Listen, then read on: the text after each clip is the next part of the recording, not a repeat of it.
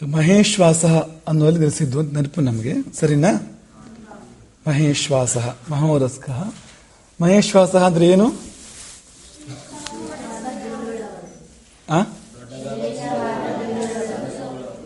ದೊಡ್ಡ ಧನುಸ್ಸಿನವನು, ದೊಡ್ಡ ಧನುರ್ಧಾರಿ ಎಂಬ ಅರ್ಥ ಅಂತ. ಒಂದು 4 ವಾಕ್ಯ ನಿಮ್ಮ ಮುಂದೆ ಮಹೇಶ್ ದೇವತೆಗಳು ಬರೀತಾರೆ, ನೀವೇ ಅರ್ಥ ಹೇಳ್ಬೇಕು ಅದಕ್ಕೆ. ರಾಮ ನ ಧನುರ್ಧರ, ರಾಮ ನ ಧನುರ್ಧರ. ಅರ್ಥ ಮಾಡ್ಕೋತಾ ಬನ್ನಿ, ನಿಮ್ಗೆ ಶರಣರು ಹೇಳಿರ್ಬೋದು ಇದನ್ನೆಲ್ಲ. ನ ಧನುರ್ಧರ,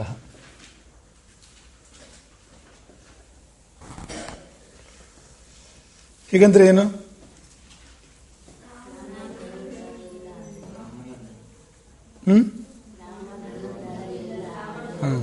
ರಾಮನು ಧನುರ್ಧಾರಿ ಅಲ್ಲ. ಬಹುಶಃ ನಮ್ಮ ರಾಮನ ವಿಷಯ ಅಲ್ಲ ಅಂತ ಕಾಣುತ್ತಿದ್ದು ಅಲ್ವಾ?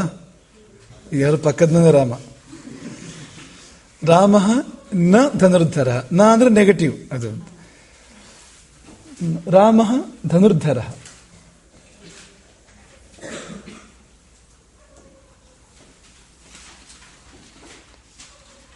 ಹೀಗಂದ್ರೆ ಏನು?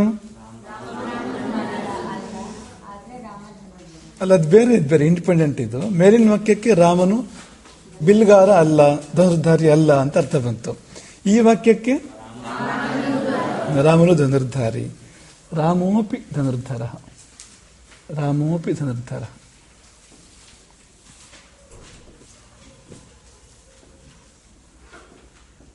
ರಾಮ ಅಪಿ ಧನುರ್ಧರ, ಹೀಗಂದ್ರೇನು?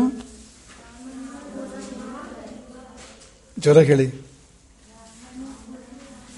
ರಾಮನೂ ಕೂಡ ಧನುರ್ಧಾರಿ. ರಾಮ ಧನುರ್ಧರ ಅಂದ್ರೆ ರಾಮನು ಧನುರ್ಧಾರಿ. ರಾಮೋಪಿ ಧನುರ್ಧರ ಅಂದ್ರೆ ರಾಮನೂ ಸಹ. ಹಾಗಂದ್ರೆ ಏನರ್ಥ ಬರುತ್ತೆ? ಬೇರೆಯವರು ಇದ್ದಾರೆ, ಜೊತೆಯಲ್ಲಿ ರಾಮನೂ ಕೂಡ ಧನುರ್ಧಾರಿ. ರಾಮ ಏವ ಧನುರ್ಧರ, ಕೊನೆಯದು ರಾಮ ಏವ ಧನುರ್ಧರ.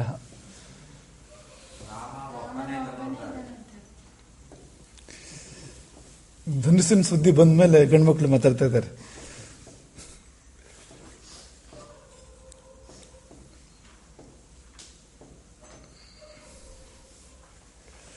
ಇದಕ್ಕೇನರ್ಥ ಕೊನೆಯದಕ್ಕೆ?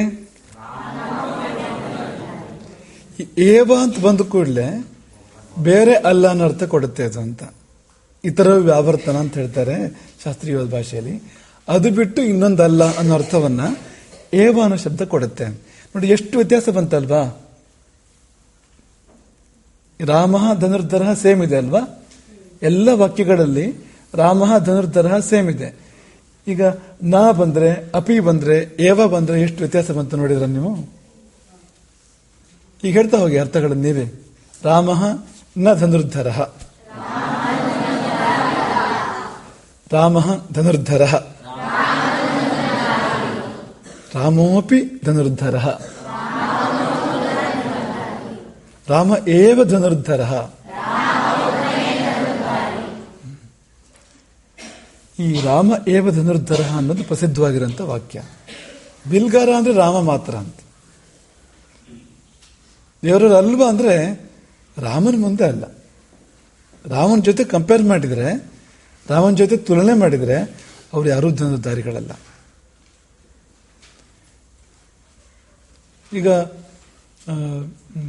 ಚಂದ ಇಲ್ವಾ ಅಂದ್ರೆ ಚಂದ ಇದ್ದಾರೆ, ಆದ್ರೆ ಇಂಥವ್ರು ಮುಂದೆ ಅಂತ ಬಂದಾಗ ಅಲ್ಲ ಅಂತ, ಆ ತರಹ ಅದು ಅಂತ. ಗೊತ್ತಾಯ್ತಾ? ಇದ್ಯಾಕೆ ನೆನಪು ಮಾಡ್ಕೊಂಡು ಅಂದ್ರೆ, ಮಹೇಶ್ವಾಸ ಅಂತ ರಾಮನನ್ನು ಕರೆಯುವಾಗ, ಮಹಾಧನುರ್ಧಾರಿ ಅಂತ ರಾಮನನ್ನು ಹೇಳುವಾಗ ಅದರ ತಾತ್ಪರ್ಯ ಏನು ಅಂದ್ರೆ, ಉಳಿದವ್ರ ಧನುಸ್ಸುಗಳು ರಾಮನ ಧನುಸ್ಸಿನಂತ ಶ್ರೇಷ್ಠವಾಗಿರುವಂಥದ್ದಲ್ಲ, ಅದನ್ನು ಹಿಡಿಯೋ ಯೋಗ್ಯತೆ ಕೂಡ ಅವರಿಗಿಲ್ಲ ಬೇರೆಯವರಿಗೆ.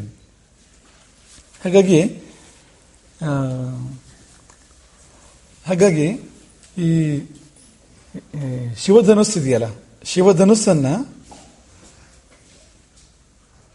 ರಾಮ ಬರೋವರೆಗೂ ಬೇರೆ ಯಾರಿಗೂ ಎತ್ತೋಕೆ ಸಾಧ್ಯ ಆಗಿಲ್ಲ. ಹಾಗಂದ್ರೆ ರಾಮ ಬಂದ್ಮೇಲೆ ಬೇರೆಯವ್ರಿಗೆ ಎತ್ತೋಕೆ ಸಾಧ್ಯ ಆಯ್ತಾ? ಅಲ್ಲ ಅಲ್ವಾ? ಈಗ ಬೇರೆ ಕಡೆಗಳಲ್ಲಿ ಯಾವ ತರ ಕಲ್ಪನೆ ಇದೆ ಅಂದ್ರೆ, ಒಂದು ದಿನ ಸ್ವಯಂವರ ಏರ್ಪಡಿಸಲಾಗಿತ್ತು. ಎಲ್ಲ ರಾಜರನ್ನು ಕರೆಸಲಾಗಿತ್ತು. ರಾಮನೂ ಬಂದಿದ್ದ ಅವತ್ತಲ್ಲಿಗೆ. ಎಲ್ಲರೂ ಒಬ್ಬೊಬ್ಬರಾಗ ಪ್ರಯತ್ನ ಪಟ್ಟರು, ಯಾರಿಗೂ ಆಗಿಲ್ಲ. ಕೊನೆಗೆ ರಾಮ ಎತ್ತಿದ್ದ ಧನಸ್ಸನ್ನು ಅಂತ ಸಾಮಾನ್ಯ ಹೊರಗಡೆಗಿರುವ ಒಂದು ಕಲ್ಪನೆ. ಆದರೆ ನಿಜವಾಗಿ ಮೂಲ ರಾಮಾಯಣದಲ್ಲಿ ಹೇಗಿದೆ ಅಂದರೆ, ಪಣಕ್ಕಿಟ್ಟು ವರ್ಷಗಟ್ಟಲೆ ಆಗಿದ್ದು ಅಂತ. ಆ ಧನುಸ್ಸನ್ನು ಪಣಕ್ಕಿಟ್ಟು ವರ್ಷಗಟ್ಟಲೆ ಆಗಿದ್ದು. ಅನೇಕರು ಬಂದು ಏತನ ಮಧ್ಯದಲ್ಲಿ ಬೇರೆ ಬೇರೆ ದಿನಗಳಲ್ಲಿ, ಬೇರೆ ಬೇರೆ ತಿಂಗಳು, ಬೇರೆ ಬೇರೆ ದಿನಗಳಲ್ಲಿ ಬೇರೆ ಬೇರೆಯವರು ಬಂದು ಪ್ರಯತ್ನ ಪಟ್ಟು ಆಗಿಲ್ಲ ಅಂತ. ಅಂದರೆ ವರ್ಷಗಟ್ಟಲೆ ಅವಕಾಶ ಕೊಟ್ಟರು ಕೂಡ ಯಾರಿಗೂ ಆ ಧನಸ್ಸನ್ನು ಎತ್ತೋದು, ಹೆದೆ ಏರ್ಸೋದು. ಹೆದೆ ಏರ್ಸೋದು ಅಂದ್ರೇನು? ದಾರ ಯಾವ್ದ್ರದ್ದಾಗಿರುತ್ತೆ ಅದು? ಹತ್ತಿದು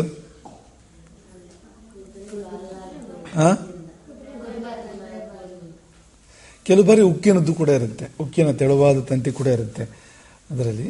ಅದನ್ನ ಧನುಸ್ಸನ್ನು ಬಗ್ಸೋದು ವಿಷಯ ಇರುವಂಥದ್ದು. ಬಗ್ಸಿದ ಮೇಲೆ ಕಟ್ಟೋದು ಸುಲಭ ಆಗ್ಬೋದು. ಬಗ್ಗಿಸ್ಬೇಕಲ್ಲ ಧನುಸ್ಸನ್ನ, ಅದು ಬಗ್ಗಲ್ಲ. ಅದು ಶಿವಧನುಸ್ಸು ಹೇಗಿದೆ ಅಂದ್ರೆ ಅದರ ಸಾಮರ್ಥ್ಯ ಎಂಥದ್ದು ಅಂದ್ರೆ, ಬಗ್ಸ್ಬೇಕಾದ್ರೆ ಮಹಾಬಾಹುವೇ ಬೇಕು, ಅಜಾನುಬಾಹುವೇ ಬೇಕು, ಲೋಕೈಕ ವೀರನೇ ಬೇಕು ಅಂತ ಯಾರಿಗೂ ಸಾಧ್ಯ ಆಗಿಲ್ಲ ಅದನ್ನ ಅಂತ ಎತ್ತೋದಕ್ಕೆ ಅಂತ. ಹಾಗಾಗಿ ಮಹೇಶ್ವಾಸ ಅನ್ನೋ ಶಬ್ದ ರಾಮನಿಗೆ ಬರುವಂಥದ್ದು. ಇಶು ಅಂದ್ರೆ ನೆನಪಿದೆಯಾ? ಇಶ್ವಾಸ ಅಂದ್ರೆ ಸರಿ ಇದೆ, ಸರಿ ಇದೆ. ಮಹೇಶ್ವಾಸ. ಮುಂದಕ್ಕೆ ಹೋಗೋಣವಾ? ಈಗ ಮುಂದೆ ಹೇಳಿ, ಯಾವುದು ಶಬ್ದ? ಗೂಢಜತ್ರು. ಗೂಢಜತ್ರು. ಜತ್ರು ಅಂದ್ರೆ ಏನು? ಒಳ್ಳೆ ಶತ್ರು ತಮ್ಮ ಇದ್ದಾಗಿದೆಯಲ್ಲ ಇದು. ಜತ್ರು ಅಂದ್ರೆ ಏನು? ಜತ್ರು ಅಂದ್ರೆ ಕುತ್ತಿಗೆ, ಕೊರಳು, ಹೆಗಲು ಮತ್ತೆ ಎದೆ, ಈ ಮಧ್ಯೆ ಇರ್ತಕ್ಕಂಥ ಮೂಳೆ ಇದೆಯಲ್ಲ, ಅದು ಗೂಢ ಅಂತ, ಅದು ಗುಪ್ತವಾಗಿದೆ ಅಂತ. ಯಾಕೆಂದ್ರೆ ತುಂಬಿಕೊಂಡಿರೋದ್ರಿಂದ, ಮಾಂಸವಾಗಿರೋದ್ರಿಂದ ಆ ಪ್ರದೇಶ. ಈ ಮೂರರ ಮಧ್ಯೆ ಇರ್ತಕ್ಕಂಥ ಮೂಳೆ ಕಾಣಿಸಲ್ಲ ಅಂತ. ಕೆಲವರಿಗೆ ನಾವು ಅವತ್ತು ಹೇಳಿದ್ವು ಅಲ್ವಾ, ಅವ್ರು ನೋಡಿದ್ರೆ ಮೂಳೆನೇ ಕಾಣಿಸೋದು ಅಂತ. ಮೂಳೆ ಕಾಣಿಸೋದು ಅಂದ್ರೆ ಮೂಳೆ ಕಾಣಿಸಲ್ಲ, ಆದ್ರೆ ಮೂಳೆನೇ ಕಾಣಿಸುತ್ತೆ. ಹೇಗೆ ಹೇಳಿ? ಮೇಲ್ಗಡೆ ಚರ್ಮ ಇದೆ, ಹಾಗಾಗಿ ಮೂಳೆ ಕಾಣಿಸಲ್ಲ. ಆದ್ರೆ ಮಾಂಸ ಕಡಿಮೆ ಇರೋದ್ರಿಂದ ಮೂಳೆ ಆಕಾರನೇ ಎದ್ದು ಕಾಣ್ತಾ ಇರುತ್ತೆ. ಹಾಗಾಗಿ ಆ ರೀತಿಯ ಎಲುಬು ಚರ್ಮದ ಗೂಡಲ್ಲ ಅದು. ಎಲ್ಲವೂ ಬೇಕಾದಷ್ಟು ಇದೆ ಅಂತ. ಈಗ ರಕ್ತ, ಮಾಂಸ, ಅಸ್ಥಿ ಎಲ್ಲವೂ ಹದ ಪ್ರಮಾಣದಲ್ಲಿ ಇದ್ದಾಗ ಒಂದು ಆಕೃತಿ ಬರುತ್ತೆ. ಅಂತಹದ್ದು ಒಂದು ಆಕೃತಿ ಅದು ಎಂಬುದಕ್ಕೆ ಗೂಢಜತ್ರುಹು ಅಂತ ಹೇಳಿದ್ದಾರೆ. ಅದೊಂದು ಮಹಾರಾಜ ಲಕ್ಷಣಗಳ ಪೈಕಿಯಲ್ಲಿ ಒಂದು. ಮುಂದಕ್ಕೆ ಅರಿ ಅಂದ್ರೆ ಶತ್ರು. ಹರಿ ಬೇರೆ, ಅರಿ ಬೇರೆ. ನೆನ್ಪಿಟ್ಕೊಳ್ಳಿ, ಕೆಲವು ಕಡೆ ಹಾಕು ವ್ಯತ್ಯಾಸ ಮಾಡ್ಕೊಳ್ತಾರೆ. ಅಂದ್ರೆ ಹಾ ಅನ್ನೋದು ಆ ಅನ್ನೋದು, ಆ ಅನ್ನೋದು ಹಾ ಅನ್ನೋದು ಮಾಡ್ತಾರೆ. ಆ ಥರ ಮಾಡಬಾರ್ದು. ಆಕೆ ಆನೆ ಅನ್ಬೇಕು, ಹಾಕಿ ಆನೆ ಅನ್ಬೇಕು. ಹರಿ ಅಂದ್ರೆ ದೇವರು, ಅವನು ಮಿತ್ರನಲ್ಲ, ಅವನು ಶತ್ರು ಅಲ್ಲ, ನಿತ್ಯ ಮಿತ್ರ ಅವನು. ಅರಿ ಅಂದ್ರೆ ಶತ್ರು ಅಂತ. ದಮ ಅಂದ್ರೆ ಇಲ್ಲ, ದಮ ಅಂದ್ರೆ ನಿಯಂತ್ರಣ ಅಂತ. ಈಗ ಸಂಹಾರ ಬೇರೆ, ದಮನ ಬೇರೆ. ಸಂಹಾರ ಅಂದ್ರೆ ನಾಶ ಮಾಡೋದು, ಕೊಂದು ಬಿಡೋದು. ದಮ ಅಂದ್ರೆ ನಿಯಂತ್ರಣ ಮಾಡೋದು ಅಂತ. ಈಗ ಕಾಡಿಂದ ಚಿರತೆ ಬಂದು ಅಟ್ಯಾಕ್ ಮಾಡುತ್ತೆ, ಆಗ ಅದನ್ನು ಸಂಹಾರ ಮಾಡ್ತಾರೆ. ಆ ಸಮಯದಲ್ಲಿ ಕೊಲ್ತಾರೆ. ಈ ಕುದುರೆ ಇದೆ, ನಿಮ್ಗೆಲ್ಲ ಹತ್ರ ಇದೆ ಸ್ವಲ್ಪ. ಕುದುರೆಯನ್ನು ಸಂಹಾರ ಮಾಡ್ತಾರ? ದಮನ ಮಾಡೋದು ಅಂತ. ದಮನ ಮಾಡೋದು ಅಂದ್ರೆ ನಿಯಂತ್ರಣದಲ್ಲಿ ಇಟ್ಕೊಳ್ಳೋದು ಅಂತ. ಶಾಂತ ಅಂತಲ್ಲ, ನಿಯಂತ್ರಣದಲ್ಲಿ ಇಟ್ಕೊಳ್ಳೋದು ಅಂತ. ನಾವು ಹೇಳಿದ್ದನ್ನು ಕೇಳಬೇಕು, ಹೋಗು ಅಂದ್ರೆ ಹೋಗ್ಬೇಕು, ನಿಲ್ಲು ಅಂದ್ರೆ ನಿಲ್ಬೇಕು, ಓಡು ಅಂದ್ರೆ ಓಡಬೇಕು, ಈ ಕಡೆ ತಿರುಗಂದ್ರೆ ಈ ಕಡೆ ತಿರುಗಬೇಕು. ಏನದು? ದಮನ ಅಂತ. ಅರಿನ್ ದಮಹ ಅಂದ್ರೆ ಶತ್ರುಗಳನ್ನು ನಿಯಂತ್ರಣದಲ್ಲಿ ಇಟ್ಕೊಂಡವನು. ಈ ಕೆಲವು ಶತ್ರುಗಳನ್ನ ನಾವು ಕೊಲ್ಲೋಕ್ಕಾಗೋದಿಲ್ಲ, ಕೊಲ್ಲಬಾರದು ಕೂಡ. ಈಗ ರಾವಣ ಸಂಹಾರವೇ ಯೋಗ್ಯ ಅದಕ್ಕೆ, ರಾವಣನಿಗೆ ಅಲ್ವಾ? ಅದೇ ನಮ್ಮೊಳಗಿನ ಕಾಮಕ್ರೋಧಗಳು ಶತ್ರುಗಳು ಒಬ್ಬ ಅಲ್ವಾ? ನಿಮ್ಗೆ ಹೇಳಿದ ನೆನಪಿದ್ಯಾ? ರಾವಣನನ್ನು ಸಂಹಾರ ಮಾಡಿದ್ದು ಯಾರು? ಕಾಮ ಸಂಹಾರ ಮಾಡಿದ್ದು ರಾವಣನನ್ನು. ಅವನೊಳಗಿನ ಕಾಮ ಅವನನ್ನು ಕೆಡಿಸ್ತು. ರಾಮನು ಶತ್ರು ಹೋಗುವಂತೆ ಮಾಡಿದ್ದು ಯಾರು? ರಾವಣನಿಗೆ ರಾಮನನ್ನು ಶತ್ರುವಾಗಿ ನಿಲ್ಲಿಸಿದ್ದು ಯಾರು? ಇಲ್ಲದೆ ಅದು ತಂಟಕ್ಕೆ ಹೋಗ್ತಾ ಇದ್ನ ರಾಮ? ಲಂಕೆಗೆ ಹೋಗ್ತಾ ಇದ್ನ? ಇಲ್ಲ ಅಲ್ವಾ? ಹಾಗಾಗಿ ಅದು ಶತ್ರು. ಅದು ಇವೆಲ್ಲ ಶತ್ರುಗಳು. ಕಾಮ, ಕ್ರೋಧ, ಲೋಭ, ಮೋಹ, ಮದ, ಮತ್ಸರ, ನಮ್ಮೊಳಗಿನ ಈ ಭಾವಗಳು ನಮಗೆ ಶತ್ರುಗಳಾಗಿ ಪರಿಣಮಿಸ್ತವೆ. ಹಾಗಾಗಿ ಅರಿ ಅಂತ ಕರೆದಿದ್ದಾರೆ ಅದನ್ನು. ಅವುಗಳನ್ನ ಇಲ್ಲ ಅಂತ ಮಾಡೋಕ್ಕಾಗೋದಿಲ್ಲ, ಜೀವನ ನಡೆಯೋದೇ ಇಲ್ಲ. ಈಗ ಊಟ ಮಾಡಬೇಕು ಒಂದು ಇಚ್ಛೆ ಬರಬೇಕು ಬೇಡವೋ? ಊಟ ಮಾಡಬೇಕು ಬೇಡವೋ? ಯಾರಾದರೂ ಕೂಡ, ಈಗ ಸಂತರು ಅಂತಲೇ ಅನ್ಕೊಳ್ಳಿ ನೀವು, ಸನ್ಯಾಸಿಗಳು ಅಂತಲೇ ಅನ್ಕೊಳ್ಳಿ ನೀವು, ಆಹಾರ ತಗೋಬೇಕು ಬೇಡವೋ? ತಗೋಬೇಕು, ನಾನಂತ ಅನ್ಸ್ಬೇಕು ಬೇಡವೋ? ಕಾಮ ಅದು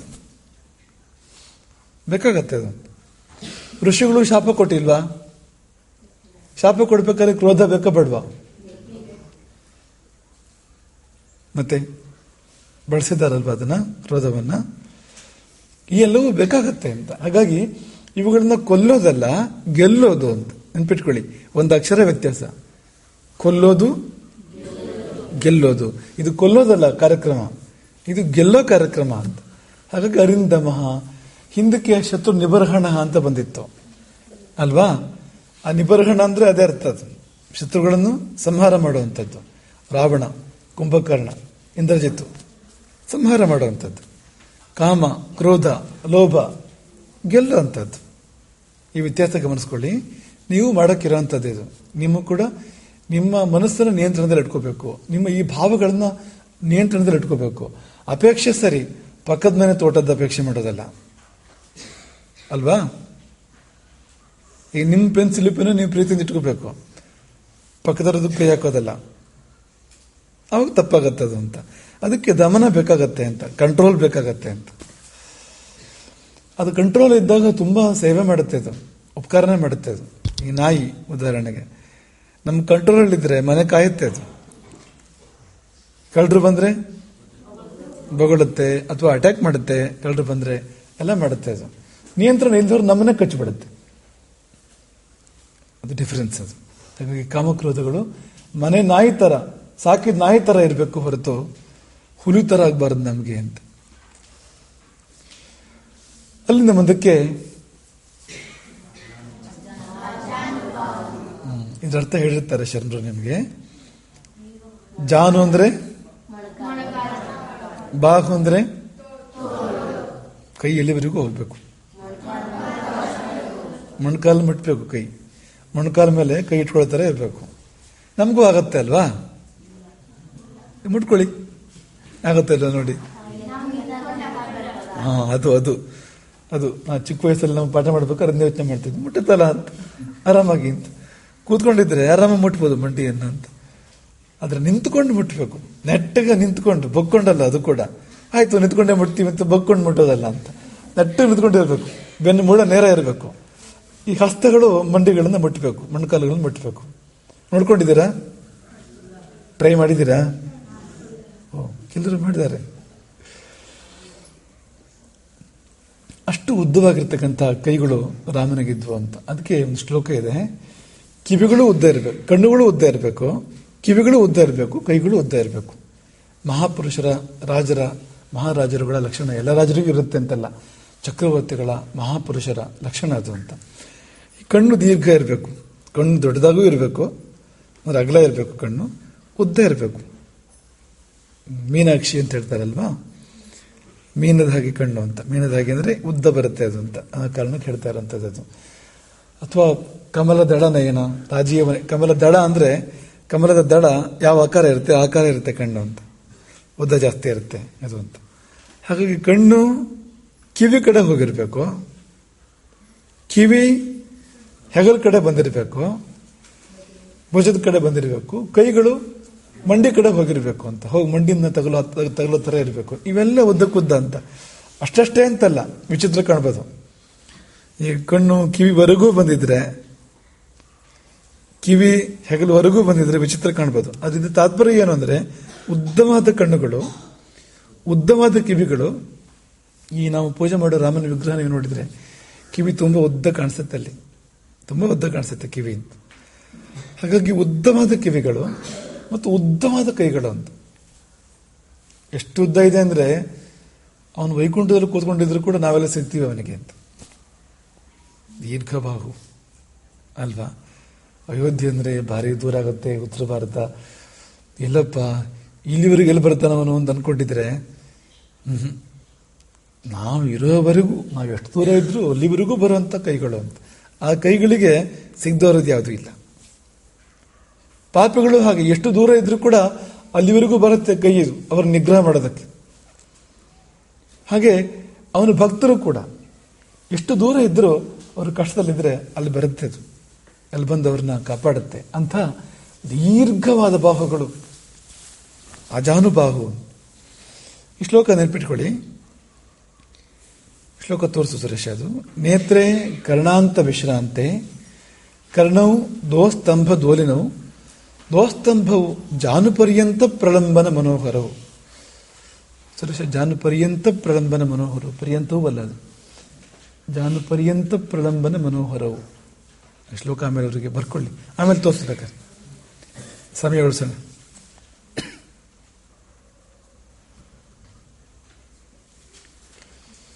ಮುಂದಕ್ಕೆ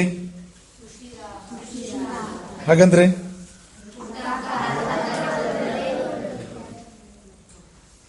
ಈ ತಲೆ ಬಂದು ಸರಿ ಇದ್ರೆ ಮತ್ತೆಲ್ಲ ಸರಿ ಇರುತ್ತೆ ಅಲ್ವಾ. ಅಪ್ಪರ್ ಚೇಂಬರ್ ಅಂದ್ರೆ ಗೊತ್ತಾ ನಿಮಗೆ? ತಲೆ ಅದೊಂದು ಕೆಟ್ಟರೆ ಮತ್ತೆ ಯಾವುದೂ ಸರಿ ಇಲ್ಲ. ಈಗ ನೋಡಿ, ಈಗ ಒಂದು ಮದುವೆ ಮಾಡಬೇಕು ಹುಡುಗಿಗೆ, ಹುಡುಗನ ನೋಡಿದ್ದಾರೆ, ಹುಡುಗ ಚೆನ್ನಾಗಿದ್ದಾನೆ, ಎತ್ತರ ಇದ್ದಾನೆ, ದಪ್ಪ ಇದ್ದಾನೆ, ಬೆಳ್ಳಗಿದ್ದಾನೆ, ಒಳ್ಳೆ ಮುಖ, ಒಳ್ಳೆ ಕಣ್ಣು, ಒಳ್ಳೆ ಕೈಕಾಲು, ಒಳ್ಳೆ ಸ್ವರ, ತಲೆ ಒಂದು ಸರಿ ಇಲ್ಲ. ಕೊಡ್ತೀರಾ ಹೆಣ್ಣು? ಮದುವೆ ಮಾಡ್ಬೋದಾ? ನಿಮ್ಮ ಮಗಳು ಯಾಕೆ ಕೊಡಲ್ಲ? ಎಲ್ಲ ಚೆನ್ನಾಗಿದೆಯಲ್ಲ. ಒಂದು ಹೆಚ್ಚು ಕಡಿಮೆ ಯಾವ್ದು ಎಲ್ರಿಗೂ ಇರುತ್ತಪ್ಪ.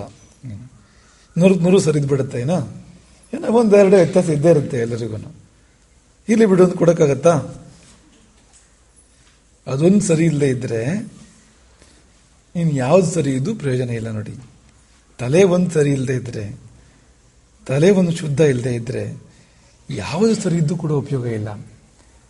ಅತ್ಯಂತ ಮುಖ್ಯವಾಗಿರೋದು ಅದು ಅಂತ. ಈಗ ಒಂದೋ ಎರಡೋ ವ್ಯತ್ಯಾಸ ಇದ್ರೆ ಓಕೆ ಮಾಡ್ಬೋದು, ಆದರೆ ಮುಖ್ಯವಾಗಿ ಸರಿ ಇರಬೇಕು. ಈಗ ವಾಹನ ಅಂತ ಅನ್ಕೊಳ್ಳಿ, ಈ ಒಂದೋ ಎರಡೋ ಏನೋ ಸರಿ ಇಲ್ಲದೆ ಇದ್ರೆ ಪರವಾಗಿಲ್ಲ, ಗಾಡಿ ಓಡಿಸ್ಬೋದು, ಓಡಿಸ್ತಾರೆ ಗಾಡಿಯನ್ನು. ಆದರೆ ಮುಖ್ಯವಾದ ಸರಿ ಇಲ್ಲದೆ ಇದ್ರೆ, ಬ್ರೇಕೇ ಇಲ್ಲ ಅಂತ ಅನ್ಕೊಳ್ಳಿ, ಗಾಡಿ ಓಡಿಸೋದು ಹೇಗೆ? ಓಡಿಸ್ಬೋದು, ಆಮೇಲೆ ನಿಲ್ಸೋಕ್ಕಾಗೋದಿಲ್ಲ. ಅದನ್ನ ನಿಲ್ಲಿಸ್ಬೇಕಲ್ಲ ಅಲ್ವಾ? ಹಾಗೆ ಮುಖ್ಯವಾದ್ದು ಈಗ ಶರೀರದಲ್ಲಿ ಕೈ ನೋವು, ಕಾಲು ನೋವು, ಮನುಷ್ಯ ಬದುಕ್ತಾನೆ. ಕೈ ತುಂಡಾಗಿದೆ, ಮನುಷ್ಯ ಬದುಕ್ತಾನೆ. ಹೃದಯ, ಬ್ರೈನಿಗೆ ಒಂದಿಷ್ಟು ಡ್ಯಾಮೇಜ್ ಆಗಿದ್ರೆ, ಒಂದು ಸ್ವಲ್ಪ ಇಷ್ಟು ಭಾಗ ತೆಗೆದಿದ್ದಾರೆ ಕಟ್ ಮಾಡಿ ಅಂದರೆ ಮನುಷ್ಯ ಬದುಕ್ತಾನೆ. ಏನು ಅಂತ ದೊಡ್ಡ ಮಾತು ಏನು? ಅಷ್ಟು ದೊಡ್ಡ ಬ್ರೈನ್ ಅಂದ್ರೆ ಒಂದಿಷ್ಟು ಭಾಗ ತೆಗೆದಿದ್ದಾರೆ ಸ್ವಲ್ಪ ಅಂದರೆ ಬದುಕಕ್ಕಾಗತ್ತಾ? ಆಗಲ್ಲ ನೋಡಿ ಅಂತ. ಈಗ ತಲೆಗೋ ಎದೆಗೋ ಪೆಟ್ಟಾಗಬೇಕಾದ್ರೆ ಇನ್ನು ಇಡೀ ಹೃದಯ ಪೂರ್ತಿ ಹೋಗಿರುತ್ತೆ ಅಂತಲ್ಲ, ಒಂದು ಭಾಗಕ್ಕೆ ಹೋಗಿ ಒಂದು ಯಾವುದೋ ಒಂದು ಚೂಪಾದ ಆಯುಧ ಒಳಗೆ ಅದನ್ನು ಭೇದಿಸಿದ್ರೆ ಅವನು ಬದುಕೋದಿಲ್ಲ. ಅಂದರೆ ಎಷ್ಟು ಮುಖ್ಯವಾಗಿರುತ್ತೆ ಅಂದರೆ ಇಡೀ ಹಾಗಾಗಬೇಕು. ಅದು ಒಂದು ಸ್ವಲ್ಪ ವ್ಯತ್ಯಾಸ ಇದ್ರೂ ಕೂಡ ಮನುಷ್ಯ ಬದುಕೋಕ್ಕಾಗೋದಿಲ್ಲ ಅಂತ. ಹೊರಗಿಂದೆಲ್ಲ ಸರಿ ಇದ್ದು ಹೃದಯದಲ್ಲಿ ಒಳಗಡೆ ಬ್ಲಾಕ್ ಆಗಿದ್ರೆ, ನಾಳಗಳು ಬ್ಲಾಕ್ ಆಗಿದ್ರೆ ಬದುಕೋದಿಲ್ಲ ಅವನು, ಹಾರ್ಟ್ ಅಟ್ಯಾಕ್ ಆಗುತ್ತೆ. ಅಷ್ಟು ಮುಖ್ಯವಾದದ್ದು ಅಂತ. ಹಾಗೆ ತಲೆ ಅನ್ನೋದು ಅಷ್ಟು ಮುಖ್ಯವಾಗಿರುವಂಥದ್ದು. ಹಾಗಾಗಿ ಮನುಷ್ಯನಿಗೆ ತಲೆ ಎಲ್ಲಕ್ಕಿಂತ ಮೇಲಿದೆ ಅಲ್ವಾ? ಪ್ರಾಣಿಗಳಿಗೆ ಹಾಗಲ್ಲ, ಎಲ್ಲ ಸಮಾನ. ತಲೆ, ಎದೆ, ಹೊಟ್ಟೆ, ಬೆನ್ನು ಎಲ್ಲ ಒಂದೇ ಸಮಾನ ಇರುವಂಥದ್ದು. ಗಿಡ ಮರಗಳಿಗೆ ತಲೆ ಕೆಳಗಿದೆ, ಉಳಿದ ಅಂಗಗಳ ಮೇಲಕ್ಕಿದೆ. ಯಾಕೆಂದ್ರೆ ತಲೆ ಎಂಬುದು ಜ್ಞಾನ. ನಿಮ್ಗೆ ಎಲ್ಲಿ ತಿಳಿಯುತ್ತೆ ಹೇಳಿ? ಇಲ್ಲಿ ತಿಳಿಯುತ್ತಾ? ತಿಳಿಯೋದೆಲ್ಲಿ? ಒಳ್ಳೆ ಬುದ್ಧಿ ಇದೆ ಅಂತ ಹೀಗೆ ತೋರಿಸ್ತಾರಲ್ವಾ? ಒಳ್ಳೆ ಬುದ್ಧಿ ಇದೆ ಅಂತ ಹಿಂಗೆ ತೋರಿಸ್ತಾರ? ಅಲ್ಲಿದೆಯಾ ಬುದ್ಧಿ? ಕಾಲಲ್ಲಿದೆಯಾ? ಹೊಟ್ಟೆಲಿದೆಯಾ ಬುದ್ಧಿ? ಎಲ್ಲಿದೆ ಹೇಳಿ? ಜ್ಞಾನ ಎಲ್ಲಿದೆ? ಭಾವ ಎಲ್ಲಿದೆ? ಇಲ್ಲಿದೆ ಭಾವ. ಹೃದಯದಲ್ಲಿ ಭಾವ ಇದೆ, ಮಸ್ತಿಷ್ಕದಲ್ಲಿ ಬುದ್ಧಿ ಇದೆ. ಇದೆರಡು ಬಹಳ ಮುಖ್ಯ ಮನುಷ್ಯನಿಗೆ ಬದುಕೋದಕ್ಕೆ. ಒಂದು ಭಾವ, ಒಂದು ಬುದ್ಧಿ. ಅರಿವು ಇಲ್ಲಿದೆ, ಅದು ಭಾವನೆಗಳು ಇಲ್ಲಿದ್ದಾವೆ, ಹೃದಯದಲ್ಲಿದ್ದಾವೆ. ಇದೆರಡು ಬೇಕು, ಎರಡು ತುಂಬ ಮುಖ್ಯವಾಗಿರುವಂಥದ್ದು. ತಲೆ ಎಲ್ಲಕ್ಕಿಂತ ಮೇಲೆ ಯಾಕಿದೆ ಮನುಷ್ಯನಿಗೆ ಅಂದರೆ, ಜ್ಞಾನ ಎಲ್ಲಕ್ಕಿಂತ ಮುಖ್ಯ ಮನುಷ್ಯನಿಗೆ, ಅರಿವು ಎಲ್ಲಕ್ಕಿಂತ ಮೇಲೆ. ಈ ಮನುಷ್ಯ ಅನ್ಬೇಕಾದ್ರೆ ಮನ ಅನ್ನೋ ಭಾಗ ಇದೆಯಲ್ಲ, ಅದು ಬೋಧವನ್ನು ಹೇಳುತ್ತೆ, ಜ್ಞಾನವನ್ನು ಹೇಳುತ್ತೆ. ಅದಿದ್ರೆ ಮನುಷ್ಯ, ಅದಿಲ್ಲದ್ರೆ ಏನು ಮನುಷ್ಯ ಅವನು?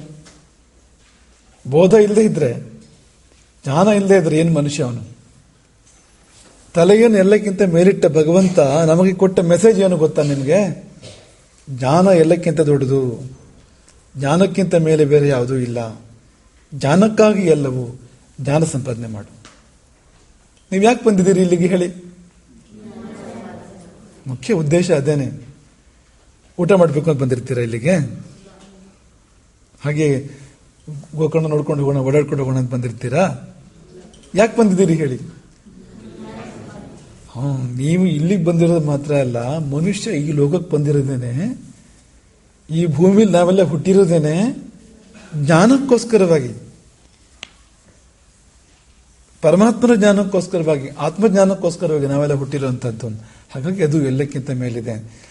ಅದು ಈಗ ಹೊಟ್ಟೆಪಾಡು, ಜ್ಞಾನ ಎಲ್ಲ ಒಂದೇ ಸಮಾನ ಅಂತಾದ್ರೆ ನಮಗೂ ನಾಯಿಗೂ ವ್ಯತ್ಯಾಸ ಏನೂ ಇಲ್ಲ, ಅದಕ್ಕೂ ಹಾಗೆ ಇರುತ್ತೆ. ತಲೆನೂ ಒಂದೇ, ಹೊಟ್ಟೆನೂ ಒಂದೇ, ಎಲ್ಲ ಒಂದೇ ಎತ್ತರ. ಹಾಗಲ್ಲ ಅನ್ನೋದಕ್ಕೋಸ್ಕರವೇ ತಲೆನ ಎಲ್ಲಕ್ಕಿಂತ ಮೇಲಿಟ್ಟಿರೋದು ಅಂತ. ಆ ಶಿರಸ್ಸು ರಾಮನಿಗೆ ಹೇಗಿತ್ತೋ ಹಾಗೆ ಬಹಳ ಜನರಿಗೆ ಇರೋಕ್ಕೆ ಸಾಧ್ಯ ಇಲ್ಲ. ಸುಶಿರಾಹ, ಶೋಭನವಾದ ಶಿರಸ್ಸುಳ್ಳವನು. ಶಿರಸ್ಸಿನ ಅಂತರಂಗವೂ ಹಾಗೆ, ಬಹಿರಂಗವೂ ಹಾಗೆ, ಆಕೃತಿ ಕೂಡ ಹಾಗೆ. ಆಕೃತಿ ಛತ್ರಾಕಾರವಾಗಿರ್ತಕ್ಕಂಥ ಆಕೃತಿ. ಛತ್ರ ಹೇಗೆ ವೃತ್ತಾಕಾರವಾಗಿರುತ್ತೆ, ಛತ್ರ ಹೇಗೆ ಮಧ್ಯೆ ಎತ್ತರ ಬರುತ್ತೆ, ಆಮೇಲೆ ಗ್ರಾಜುಯಲಿ ಎಲ್ಲ ಕಡೆ ಕ್ರಮಕ್ರಮವಾಗಿ ತಗ್ಗುತ್ತಾ ಬಂದಿರುತ್ತೆ, ಆ ರೀತಿಯ ಶಿರಸ್ಸು. ಹಾಗಿದ್ದವನು ಏಕಛತ್ರಾಧಿಪತಿ ಆಗ್ತಾನೆ. ಏಕಛತ್ರಾಧಿಪತಿ ಅಂದ್ರೆ ಏನು? ಜಗತ್ತಿಗೆ ಒಂದೇ ಶ್ವೇತಛತ್ರ, ಇನ್ನೆಲ್ಲ ಅದರ ಕೆಳಗೆ ಬರುತ್ತೆ. ಬೇರೆ ಬೇರೆ ರಾಜರು ಇರ್ಬೋದು, ಅವ್ರದ್ದು ಬೆಳ್ಗೊಡೆ ಇರ್ಬೋದು. ಈ ಬೆಳ್ಗೊಡೆ ಶ್ವೇತಛತ್ರ ಅನ್ನೋದು ರಾಜಲಾಂಛನ, ಎಲ್ಲರೂ ಹಿಡ್ಕೊಳ್ಳೋ ಹಾಗಿಲ್ಲ. ಅದನ್ನು ಬೇರೆ ಬೇರೆ ಬಣ್ಣದ ಕೊಡೆ ಹಿಡ್ಕೋಬಹುದು, ಆದರೆ ಬಿಳಿಯ ಕೊಡೆ ಇದೆಯಲ್ಲ ಶ್ವೇತಛತ್ರ, ಅದು ರಾಜರಿಗಿರ್ತಕ್ಕಂಥದ್ದು. ರಾಜಲಾಂಛನ, ಕಿರೀಟ, ಶ್ವೇತಛತ್ರ, ಸಿಂಹಾಸನ, ಇವೆಲ್ಲವೂ ಕೂಡ ಚಾಮರಗಳು, ವ್ಯಜನಗಳು, ಇವೆಲ್ಲ ರಾಜರ ಲಾಂಛನಗಳು. ಅದು ಬೇರೆ ಬೇರೆ ರಾಜರಿಗೂ ಇರ್ಬೋದು, ಎಲ್ಲ ಕೆಳಗೆ. ಅಯೋಧ್ಯೆಯ ಶ್ವೇತಛತ್ರ ಇದೆಯಲ್ಲ, ಅಯೋಧ್ಯೆಯ ಸಿಂಹಾಸನ, ಕಿರೀಟ ಇದೆಯಲ್ಲ, ಅದರ ಕೆಳಗೆ ಬರುವಂಥದ್ದಲ್ಲ, ಸಮಾನ ಅಲ್ಲ, ಮೇಲೂ ಅಲ್ಲ. ಹಾಗಾಗಿ ಅಂಥ ಜಗತ್ತಿಗೆ ಒಂದೇ ಶ್ವೇತಛತ್ರ, ಜಗತ್ತಿಗೆ ಒಂದೇ ಸಿಂಹಾಸನ, ಈ ಇಡೀ ಜಗತ್ತಿಗೆ ಒಂದೇ ರಾಜ್ಯಭಾರ, ಒಂದೇ ಆಡಳಿತ ಎನ್ನುವಂಥದ್ದು ರಾಮನ ಕಾಲದಲ್ಲಿತ್ತು. ಅದಕ್ಕೆ ಸೂಚಕವಾಗಿ ಅವನ ಶಿರಸ್ಸಿತ್ತು. ಒಂದು ಛತ್ರಾಕಾರದ ಶಿರಸ್ಸೇನಿದೆ, ಅವನು ಏಕಛತ್ರಾಧಿಪತಿ ಆಗ್ತಾನೆ. ದಶರಥನು ನಿಜವಾಗಿ ಏಕಛತ್ರಾಧಿಪತಿಯೇ ಹೌದು, ಆದರೆ ರಾವಣ ಅವನ ಕೆಳಗಿದ್ನ, ಲಂಕೆ ಅವನ ಕೆಳಗಿತ್ತ ಅಲ್ವಾ? ಆದರೆ ರಾಮನ ಕಾಲದಲ್ಲಿ ಹಾಗಲ್ಲ. ಲಂಕೆ ಕೂಡ ರಾಮನ ಲಂಕೆಯಲ್ಲಿತ್ತು. ಲಂಕಾಧಿಪತಿ ವಿಭೀಷಣ, ಅವನು ಅಲ್ಲಿಂದ ರಾಮನ ಕೈ ಮುಗಿತಾ ಇದ್ದ, ಸಿಂಹಾಸನದಲ್ಲಿ ಕೂತ್ಕೊಂಡೆ ರಾಮನ ಸ್ಮರಣೆ ಮಾಡ್ತಾ ಇದ್ದ ಅವನು. ರಾವಣ ದಶರಥನ ಸ್ಮರಣೆ ಮಾಡ್ತಾ ಇದ್ನ ಸಿಂಹಾಸನದಲ್ಲಿ ಕೂತ್ಕೊಂಡು. ಯಾರ ಸ್ಮರಣೆನೂ ಮಾಡೋದಿಲ್ಲ, ತನ್ನ ಸ್ಮರಣೆ ಮಾತ್ರ ಮಾಡೋದು. ಹಾಗಾಗಿ ಏಕಛತ್ರಾಧಿಪತಿ.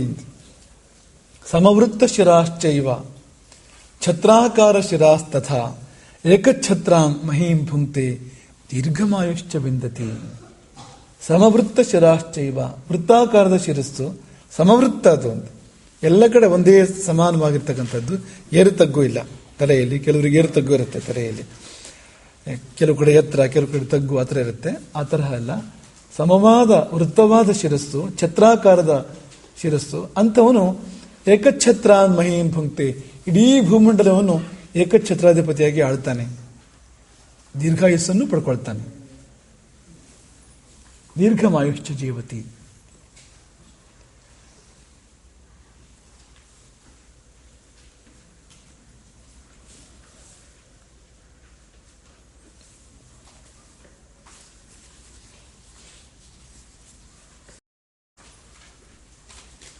ಬರ್ಕೊಂಡ್ರಾ?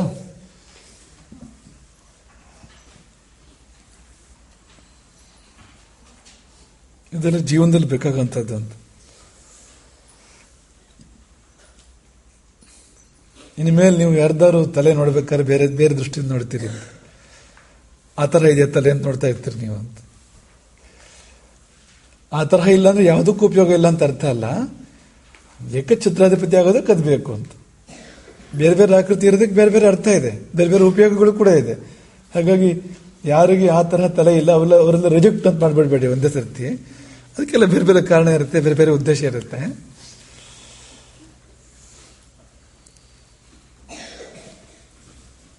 ಮುಂದಕ್ಕೆ ಹೋಗೋಣ. ಯಾರಿಗೆ ಬರ್ಕೊಂಡಾಗಿಲ್ಲ ಆಮೇಲೆ ಮತ್ತೆ ಬರ್ಕೋಬಹುದು. ದೇವತೆ ಮಹೇಶ್ ದೇವತೆಯವರು ನಿಮ್ಗೆ ಅದನ್ನ ತೋರಿಸ್ಕೊಡ್ತಾರೆ. ಹೇಳಿ ಮುಂದಕ್ಕೇನು? ಲಲಾಟ. ಹಣೆ ಅಂದ್ರೆ ಇಲ್ಲಿಂದ ಎಲ್ಲಿವರೆಗೆ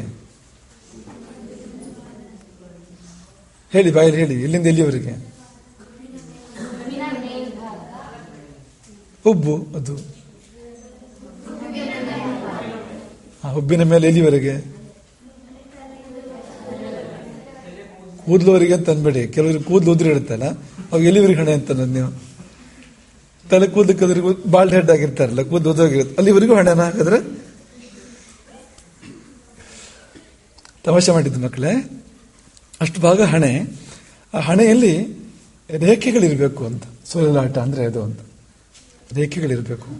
1, 2, 3, 4 ರೇಖೆಗಳು ಹೆಚ್ಚಿದ್ದಂತೆ ಮಹತ್ವ ಹೆಚ್ಚು, ಆಯುಸ್ಸು ಹೆಚ್ಚು, ಮತ್ತು ಆಯುಸ್ಸಿನ ಸಾರ್ಥಕತೆ ಕೂಡ ಹೆಚ್ಚು. ಆ ಥರ ರೇಖೆಗಳಿರಬೇಕು ಹಣೆಯಲ್ಲಿ ಅಂತ. ಇನ್ನೊಂದು ಭಾಷೆಯಲ್ಲಿ ಹೇಳೋದು ಅಂದ್ರೆ ಹಣೆ ಬರಹ ಚೆನ್ನಾಗಿರ್ಬೇಕು. ಇರ್ಬೇಕೋ ಬೇಡವಾ? ಏನಾದ್ರು ಕಷ್ಟ ಬಂದ್ರೆ ಏನ್ ಹೇಳ್ಕೋತೀವಿ? ಏನ್ ಮಾಡೋದು, ನಮ್ಮ ಹಣೆ ಬರ ಅಲ್ವಾ? ಹಣೆ ಬರಹ ಅನ್ನೋದ್ರ ಬರೇ ನಾವು ನೆಗೆಟಿವ್ ಮೀನಿಂಗ್ ಅಲ್ಲಿ ಉಪಯೋಗಿಸ್ತಾ ಇದ್ದೇನೆ ಗೊತ್ತು ಅಂತ. ಒಬ್ಬ ಚಕ್ರವರ್ತಿ ಆಗ್ತಾನೆ ಅಂದ್ರೆ ಅವನು ಹಣೆಯಲ್ಲಿ ಬರೆದಿತ್ತು ಅದು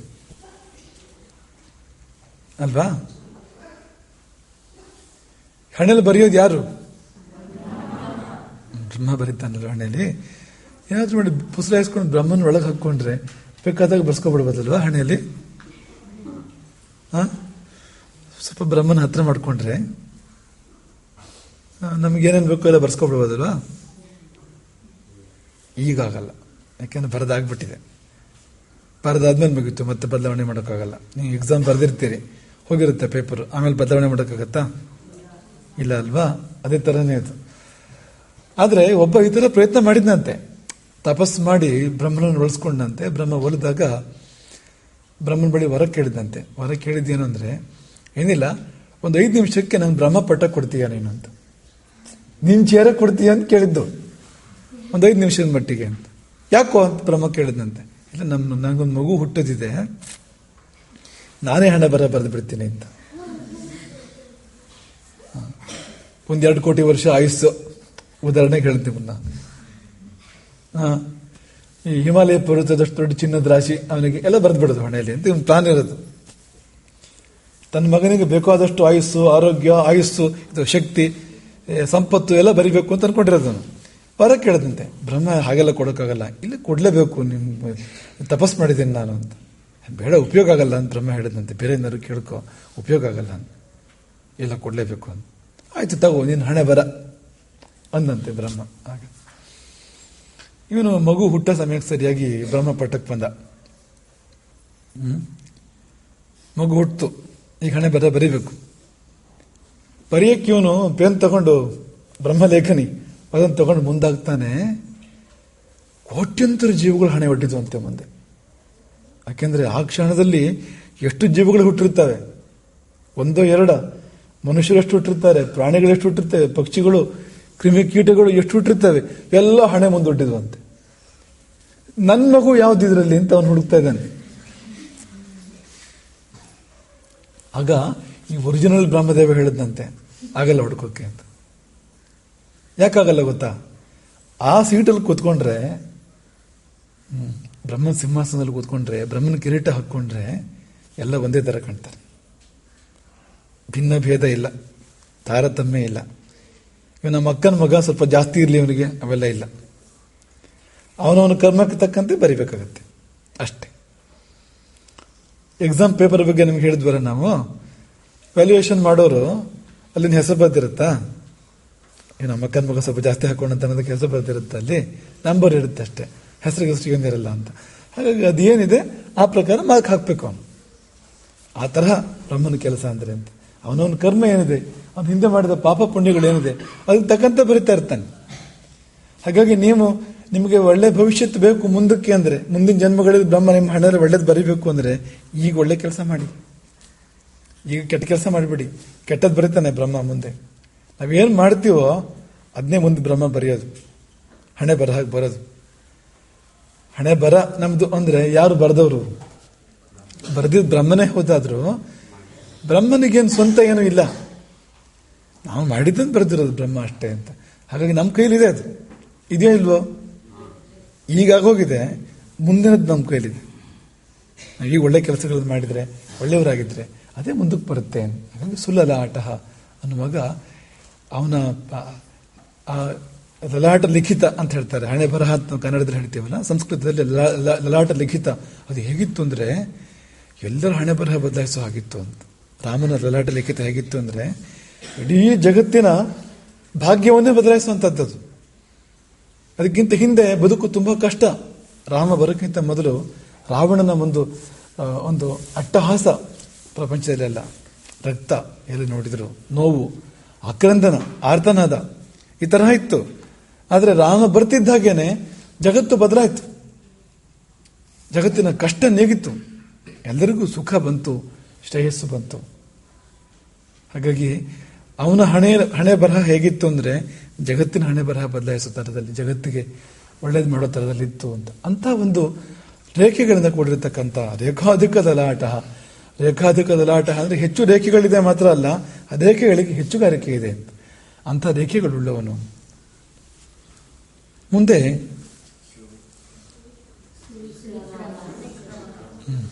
ಅರ್ಥ ಹೇಳಿ.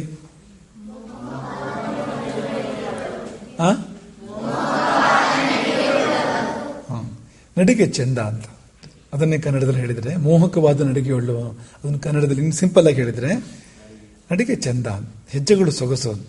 ಹೆಜ್ಜೆ ಇಟ್ಟರೆ ಆನೆ ಹೆಜ್ಜೆ ಇಟ್ಟಂತೆ, ಹೆಜ್ಜೆ ಇಟ್ಟರೆ ಕೆಲವು ಬಾರಿ ಸಿಂಹ ಹೆಜ್ಜೆ ಇಟ್ಟಂತೆ. ಸಿಂಹ ವಿಕ್ರಮ ಅಂದ್ರೆ ಸಿಂಹದಂತೆ ಹೆಜ್ಜೆಗಳು ಅಂತ, ಸಿಂಹದಂತೆ ನಡಿಗೆ ಅಂತ. ಹೆಜ್ಜೆ ಇಟ್ಟರೆ ಹುಲಿ ಹೆಜ್ಜೆ ಇಟ್ಟಂತೆ, ಹೆಜ್ಜೆ ಇಟ್ಟರೆ ನಂದಿ ಹೆಜ್ಜೆ ಇಟ್ಟಂತೆ. ಈ 4 ಬಗೆಯ ನಡಿಗೆಗಳು ಕಲ್ಪನೆ ಮಾಡ್ಕೋಬೇಕು ನೀವು ಅದನ್ನ ಅಂತ. ಅವುಗಳ ಹೆಜ್ಜೆ ತುಂಬಾ ಗಂಭೀರವಾಗಿರುತ್ತೆ, ಒಂದು ರಿದಮ್ ಇರುತ್ತೆ, ಅದಕ್ಕೊಂದು ಮನುಷ್ಯನ ತರ ಅಲ್ಲ. ಅದೆಲ್ಲ ಉಳ್ಳವನು, ಅದೆಲ್ಲ ಮಹಾಪುರುಷರ ಲಕ್ಷಣಗಳು. ಅಷ್ಟು ಮಾತ್ರ ಅಲ್ಲ, ಅವನಿಟ್ಟ ಹೆಜ್ಜೆಗಳು ಲೋಕದ ಚಿತ್ರವನ್ನೇ ಬದಲಾಯಿಸ್ತು ಅಂತ ಹೆಜ್ಜೆಗಳನ್ನಿಟ್ಟವನು ಅವನು. ಈಗ ಮನೆಗೆ ಸೊಸೆ ಹೆಜ್ಜೆ ಇಡ್ತಾಳೆ, ಮನೆಯೊಳಗೆ ಕಾಲಿಡ್ತಾಳೆ ಅಲ್ವಾ? ಬಿತ್ತಕ್ಕಿ ಗೊತ್ತಲ್ವಾ ನಿಮಗೆ? ಅಕ್ಕಿ ಚೆಲ್ಲಿ ಹೆಜ್ಜೆ ಒಳಗಿಡ್ತಾಳಲ್ವಾ? ಅದಕ್ಕೆಲ್ಲ ಮುಹೂರ್ತ ನೋಡ್ತಾರೆ. ಯಾಕೆ? ಇಟ್ಟ ಹೆಜ್ಜೆಯಿಂದ ಹೊಸ ಸೊಸೆ ಮನೆ ಒಳಗೆ ಇಟ್ಟ ಹೆಜ್ಜೆಯಿಂದ ಮನೆ ಭಾಗ್ಯ ಬದಲಾಗಬೇಕು, ಮನೆಗೆ ಒಳ್ಳೇದಾಗಬೇಕು ಅಂತಲ್ವಾ? ಕೆಲವರು ಹೆಜ್ಜೆ ಇಟ್ಟರೆ ಮನೆಯಲ್ಲಿ ಗುರುಗಳು ಮನೆಗೆ ಬರಬೇಕು ಅಂತ ಅಪೇಕ್ಷೆ ಪಡ್ತಾರೆ. ಮನೆ ಒಳಗೆ ಹೆಜ್ಜೆ ಇಟ್ಟರೆ ಮನೆಗೆಲ್ಲ ಒಳ್ಳೇದಾಗತ್ತೆ, ಮನೆ ಪಾಪಗಳು ಪರಿಹಾರ ಆಗತ್ತೆ, ದೋಷಗಳು ಪರಿಹಾರ ಆಗತ್ತೆ ಅಂತಲ್ವಾ? ಹಾಗೆ ಈ ಲೋಕದಲ್ಲಿ ರಾಮ ಹೆಜ್ಜೆ ಇಟ್ಟರೆ ರಾಮರಾಜ್ಯ ಬಂತು. ಲಂಕೆಯಲ್ಲಿ ರಾಮ ಹೆಜ್ಜೆ ಇಟ್ಟರೆ ಎಷ್ಟು ಕಾಲದ ಶಾಪ ಲಂಕೆಗೆ ಪರಿಹಾರ ಆಯಿತು ನೋಡಿ. ರಾವಣನ ಪಾದಾಘಾತಕ್ಕೆ ಸಿಕ್ಕಿ ನಲುಗ್ತಾ ಇತ್ತು ಲಂಕೆ, ಕಾಲು ತುಳಿತಕ್ಕೆ ಸಿಕ್ಕಿ, ರಾವಣನ ಕಾಲು ತುಳಿತಕ್ಕೆ ಸಿಕ್ಕಿ ನಲುಗ್ತಾ ಇತ್ತು ಲಂಕೆ ಎಷ್ಟೋ ಕಾಲದಿಂದ. ಲಂಕೆಗೆ ಮುಕ್ತಿ ಆಯ್ತಲ್ವಾ? ಒಂದು ಹೆಜ್ಜೆ ಇಟ್ಟರೆ ಏನಾಗುತ್ತೆ ನೋಡಿ ಅಂತ. ಬಂಡೆಯಾಗಿ ಬಿದ್ದಿದ್ಲು ಅಹಲ್ಯೆ, ರಾಮ ಹೆಜ್ಜೆ ಇಟ್ಟರೆ ಏನಾಯ್ತು? ಪಾಪ ಪರಿಹಾರ ಆಯಿತು, ಶಾಪ ಪರಿಹಾರ ಆಯಿತು. ಕಲ್ಲಲ್ಲಿ ಹೆಣ್ಣಲ್ಲಿ ಎಷ್ಟು ಕಠೋರ ಕಲ್ಲು ಅಂದ್ರೆ, ಹೆಣ್ಣು ಅಂದ್ರೆ ಕೋಮಲ ಅಲ್ವಾ? ಎಲ್ಲಿಂದ ಬಂತದ್ದು ಅಹಲ್ಯೆಗೆ ಹೇಳಿ? ರಾಮ ಕಾಲಿಟ್ರೆ, ಹೆಜ್ಜೆ ಇಟ್ರೆ ಆ ಹೆಜ್ಜೆಗೆ ಶಕ್ತಿ ಇದೆ ನೋಡಿ ಅಂತ. ಸುವಿಕ್ರಮ ಅಂದ್ರೆ ಅದು. ಕ್ರಮ ಅಂದ್ರೆ ಹೆಜ್ಜೆ, ವಿಕ್ರಮ ವಿಶೇಷವಾದ ಹೆಜ್ಜೆ, ಸುವಿಕ್ರಮ ಅಂದ್ರೆ ಶೋಭನವಾದ, ಪ್ರಶಸ್ತವಾದ, ವಿಶೇಷವಾದ ಹೆಜ್ಜೆ. ಇಡೀ ಭಾರತದಲ್ಲಿ ರಾಮ ಸಂಚಾರ ಮಾಡಿದನು. ಅಯೋಧ್ಯೆಯಿಂದ ಲಂಕೆಯವರೆಗೆ, ಲಂಕೆಯಿಂದ ಅಯೋಧ್ಯೆವರೆಗೆ ರಾಮ ಸಂಚಾರ ಮಾಡಿದ್ದಾನೆ. ಆ ಸಂಚಾರದ ಪರಿಣಾಮವಾಗಿ ಪ್ರಪಂಚವೆಲ್ಲ ಪಾವನವಾಯಿತು. ಇವತ್ತು ಅವೆಲ್ಲ ಪುಣ್ಯಕ್ಷೇತ್ರಗಳು. ಎಲ್ಲಿ ರಾಮ ಹೆಜ್ಜೆ ಇಟ್ಟಿದ್ದಾನೆ, ಎಲ್ಲಿ ರಾಮ ಸ್ನಾನ ಮಾಡಿದ್ದಾನೆ, ಎಲ್ಲಿ ರಾಮ ವಸತಿ ಮಾಡಿದ್ದಾನೆ, ಅವೆಲ್ಲ ಪುಣ್ಯಕ್ಷೇತ್ರಗಳು ಇವತ್ತು. ಚಿತ್ರಕೂಟ ಪುಣ್ಯಕ್ಷೇತ್ರ ಅಲ್ವಾ? ಚಿತ್ರಕೂಟದಲ್ಲಿ ರಾಮ ವಸತಿ ಮಾಡಿದ್ದಾನೆ. ನಾಸಿಕ್ ಪಂಚವಟಿ ಪುಣ್ಯಕ್ಷೇತ್ರ, ಅದು ರಾಮತೀರ್ಥ ಅಂತ ಕೇಳ್ತೀವಿ ಎಷ್ಟೋ, ಯಾಕೆಂದ್ರೆ ರಾಮ ಸ್ನಾನ ಮಾಡಿದ್ದಾನೆ ಅಲ್ಲಿ. ಈ ಗೋಕರ್ಣದಲ್ಲೂ ಕೂಡ ರಾಮತೀರ್ಥ ಇದೆ. ರಾಮ ಲಕ್ಷ್ಮಣ ಸೀತೆಯರು ಮಿಂದರು ಅದರಲ್ಲಿ ಅನ್ನೋ ಕಾರಣಕ್ಕೆ ಇವತ್ತಿಗೂ ಪವಿತ್ರ ಅದು. ಆ ಸಂಚಾರಕ್ಕೆ ಎಷ್ಟು ಅರ್ಥ ಇದೆ ನೋಡಿ ಅಂತ. ಈಗ ನಾವು ಓಡಾಡ್ತೀವಿ, ಏನೂ ಆಗೋದಿಲ್ಲ ಓಡಾಡಿದ್ರೆ. ರಾವಣ ಓಡಾಡ್ತಾನೆ, ಹಾಳಾಗತ್ತೆ, ಚೆನ್ನಾಗಿರೋದು ಹಾಳಾಗತ್ತೆ. ಲಂಕೆ ಮೊದಲು ಚೆನ್ನಾಗೇ ಇತ್ತು. ಕುಬೇರ ಆಡ್ತಾ ಇದ್ದಾಗ ಲಂಕೆ ಸಮೃದ್ಧವಾಗಿ ಆಮೇಲೆ ಕೂಡ ಇತ್ತು, ಆದ್ರೆ ಚೆನ್ನಾಗಿತ್ತು ಅಂತ. ಅಲ್ಲಿ ಧರ್ಮಾತ್ಮರು ಪುಣ್ಯಾತ್ಮರು ಬದುಕಿ ಬಾಳ್ತಾ ಇದ್ರು. ಪ್ರಪಂಚಕ್ಕೆ ಶುಭವನ್ನು ಉಂಟು ಮಾಡುವಂತರೆಲ್ಲ ಇದ್ರು ತುಂಬಾ ಜನ ಅಲ್ಲಿ. ಯಕ್ಷರುಗಳಿದ್ರು ಅಲ್ಲಿ, ಗುಹ್ಯಕರು ಇದ್ರು, ಅವರೆಲ್ಲ ಪ್ರಪಂಚಕ್ಕೆ ಒಳ್ಳೇದು ಮಾಡೋರು, ಕೆಟ್ಟದ್ ಮಾಡೋರಲ್ಲ. ರಾವಣ ಬಂದಾಗ ಎಷ್ಟು ಕೆಟ್ಟದಾಯ್ತು ಲಂಕೆ, ಎಂತ ಕ್ರೂರ ಆಯ್ತು ಅದು, ನೆತ್ತರ ನೆಲ ಆಯ್ತು ಅದು ಅಂತ ಲಂಕೆ ಅಂತ. ಹಾಗಾಗಿ ಸುವಿಕ್ರಮ ಅನ್ನುವಾಗ ಇಷ್ಟೆಲ್ಲ ಅರ್ಥ ಗಾಂಭೀರ್ಯ ಇದೆ. ಅವನ ಹೆಜ್ಜೆ ಇಟ್ಟರೆ ಲೋಕ ಉದ್ಧಾರ ಆಗತ್ತೆ ಅಂತ. ಪಾಪ ಆದ್ರೆ ನಮಗಾಗಿ ರಾಮ ಕಷ್ಟಪಡಬೇಕಾಯ್ತು ಅಲ್ವಾ? ಭಾಗವತ ಹೇಳುತ್ತೆ ಅದನ್ನೇ ಅಂತ. ರಾಮನ ಕಾಲಿಗೆ ಮುಳ್ಳುಗಳು ಚುಚ್ಚಿದ್ವು, ದಂಡಕಾರಣ್ಯದ ಮುಳ್ಳುಗಳು ರಾಮನ ಕಾಲಿಗೆ ಚುಚ್ಚಿದ್ವು. ಆದ್ರೆ ದಂಡಕಾರಣ್ಯ ಪುಣ್ಯಕ್ಷೇತ್ರ ಆಯ್ತು. ರಾಮ ಕಾಲಿಟ್ಟಿದ್ದು ರಾಮನ ಕಾಲಿಗೆ ಒಳ್ಳೇದಾಯ್ತು, ದಂಡಕಾರಣ್ಯಕ್ಕೆ ಒಳ್ಳೇದಾಯ್ತು. ಅಂದ್ರೆ ಮುಳ್ಳು ಚುಚ್ಚಿಸ್ಕೊಂಡು ರಾಮ ದಂಡಕಾರಣ್ಯಕ್ಕೆ ಮಂಗಲವನ್ನು ಉಂಟು ಮಾಡಿದ. ದಂಡಕಾರಣ್ಯ ಅಂದ್ರೆ ಎಷ್ಟು ದೊಡ್ಡ ಒಂದು ರಾಕ್ಷಸರ ಹಾವಳಿ ಇತ್ತು ಅಲ್ಲಿ ಅಂದ್ರೆ ತುಂಬಾ, ಅದೆಲ್ಲ ಪರಿಹಾರ ಆಯ್ತು. ಸುವಿಕ್ರಮ. ಮುಂದಕ್ಕೆ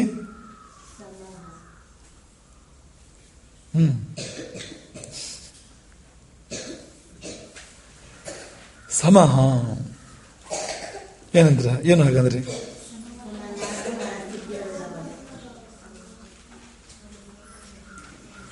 ಸಮ ಅಂದ್ರೆ ಏನು?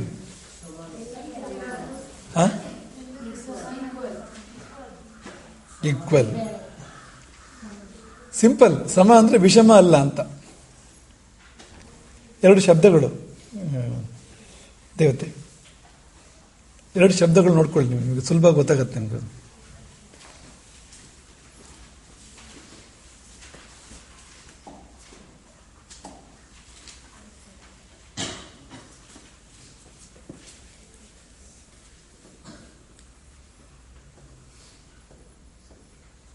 ವಿಷಮ,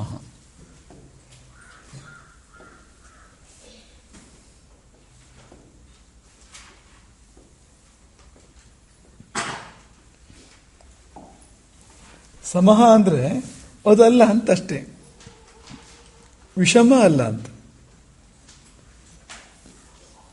ವಿಷಮ ಅಂದ್ರೆ ಏನು? ಅದು ಬಿ ಸೇರಿದೆ ಅಲ್ಲಿ ಅಷ್ಟೇ ಹಿಂದ್ಗಡೆಗೆ. ಅದು ವಿಕೃತ ಆಗಿದೆ, ಅದು ವಿರುದ್ಧ ಆಗಿದೆ, ವ್ಯತ್ಯಾಸ ಬಂದಿದೆ, ಅದು ವಿಷಮ ಅಂತ. ಈ ಸ ಇದ್ದು ಶಾ ಆಯಿತು. ವ್ಯಾಕರಣದಲ್ಲಿ ಆ ಥರ ಆಗುತ್ತೆ. ಅವ್ರು ಹೇಳ್ತಾರೆ ನಿಮ್ಗೆ ಆಮೇಲೆ ಅದನ್ನ ಯಾಕೆ ಹಾಗಾಗತ್ತೆ ಅಂತ. ವಿ ಹಿಂದ್ಗಡೆ ಬಂದಿದೆಯಲ್ಲ, ಅದರಿಂದಾಗಿ ಸಾ ಹೋಗಿ ಶಾ ಆಗಿದೆ. ಆಕ್ಚುಲಿ ಸಮನೇ, ಆ ಸಮಶಬ್ದನ ಹಾಗಾಗಿರೋದು ನೋಡಿ. ಹಿಂದ್ಗಡೆ ವಿಕೃತ, ವಿರೋಧ, ವಿಷ ಇದೆಲ್ಲ ಬಂದಾಗ ಏನಾಗುತ್ತೆ ಅಂದ್ರೆ ಆ ಸಾ ಇದ್ದಿದ್ದು ಕೂಡ ವ್ಯತ್ಯಾಸ ಆಗಿಬಿಟ್ಟಿದೆ ನೋಡಿ. ಚೆನ್ನಾಗಿತ್ತು ಸಮಹ ಅಂದ್ರೆ, ವ್ಯತ್ಯಾಸ ಆಗಿದೆ ನೋಡಿ ಅಂತ. ಸಮಹ ಅಂದ್ರೆ ಏನು? ಯಾವ ವಿಷಯದಲ್ಲಿ? ಎಲ್ಲ ವಿಷಯಗಳಲ್ಲಿಯೂ ಯಾವ ವಿಷಯ ತಗೊಂಡ್ರು ವಿಷಮ ಅಲ್ಲ, ಸಮ ಅಂತ. ಅದು ರಾಮ ಅಂತ. ಯಾವುದನ್ನು ತಗೊಂಡ್ರು, ನೀವು ಯಾರು ಹೇಳಿದ್ರಿ ಮನಸ್ಸು ಸಮವಾಗಿರ್ತಕ್ಕಂಥವನು ಅಂತ ನೀವು ಹೇಳಿದ್ರಿ. ಮನಸ್ಸು ಮಾತ್ರ ಅಂತಲ್ಲ, ಮನಸ್ಸು ಸಮ, ಮೈಯೂ ಸಮ, ಮಾತು ಸಮ, ನಡವಳಿಕೆ ಕೂಡ ಸಮ. ಯಾವುದನ್ನು ತಗೊಂಡ್ರು ಸಮ ಸಮ ಸಮ ಸಮ. ಬ್ಯಾಲೆನ್ಸ್ ರೀ, ಇಂಬ್ಯಾಲೆನ್ಸ್ ಇಲ್ಲ. ವಿಷಮ ಅಂದ್ರೆ ಅದು ಇಂಬ್ಯಾಲೆನ್ಸ್ ರೀ, ಸಮ ಅಂದ್ರೆ ಬ್ಯಾಲೆನ್ಸ್ ರೀ. ಬ್ಯಾಲೆನ್ಸ್ ಬೇಕೋ ಬೇಡವೋ? ನಿಂತ್ಕೊಳ್ಳೋಕೆ ಆಗಲ್ಲ. ಬ್ಯಾಲೆನ್ಸ್ ಇಲ್ಲದೆ ಇದ್ರೆ ಕೂತ್ಕೊಳ್ಳೋಕ್ಕೂ ಆಗಲ್ಲ. ಈಗ ಚಿಕ್ಕ ಮಗು ನೋಡಿ, ಶಿಶು ಇರುತ್ತಲ್ಲ, ಕಲಿಯುತ್ತೆ ಬ್ಯಾಲೆನ್ಸ್. ಅದು